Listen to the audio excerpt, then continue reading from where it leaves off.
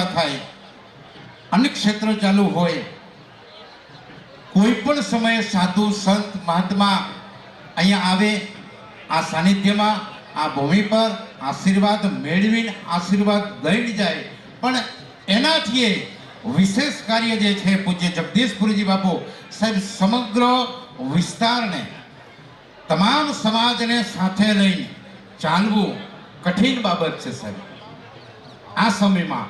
પણ આ વિસ્તાર સાથે બાપુ એટલા જોડાયેલા છે ને બાપુ સાથે આ વિસ્તાર એટલો જોડાયેલો છે સાહેબ. બાપુ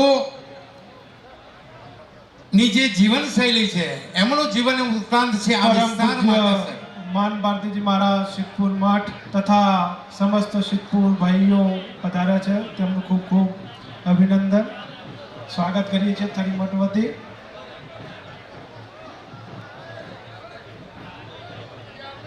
સમસ્ત કાંકરેજ વિસ્તારને સાથે લઈને ચાલવું કઠિન બાબત છે. પણ છતાં સાહેબ તમામ સમાજના લોકો, તમામ સમાજ, દસનામ સમાજ તો હોય જ, પણ એ સહિત તમામ સમાજ બાપુની સાથે હોય, બાપુ તમામ સમાજની સાથે હોય.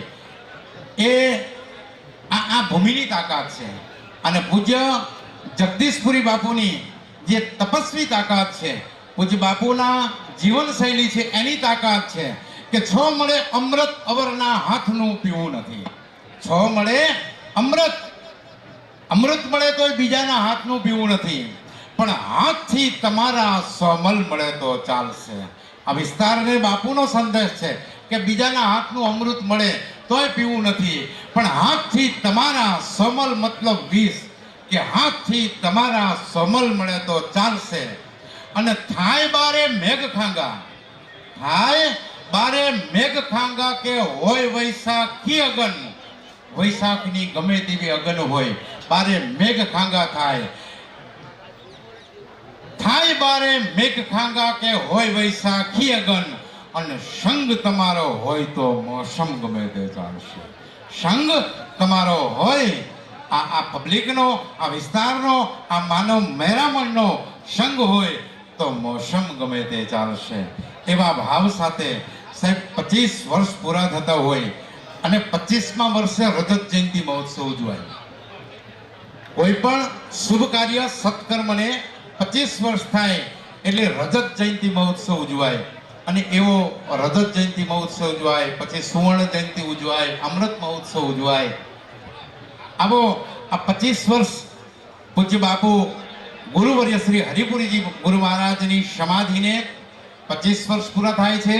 એ સાથે આ ગાદીને પરમ પૂજ્ય જગદીશપુરીજી બાપુને પણ આ ગાદીને 25 વર્ષ પૂરા થાય છે. અને સાથે મહાવિષ્ણુ યાગ, જવ માતાજી, ભગવતી મેરડી માતાજી અને શીતળા માતાજીની પ્રતિષ્ઠાઓ, એટલે પંચામૃત કાર્યક્રમ છે.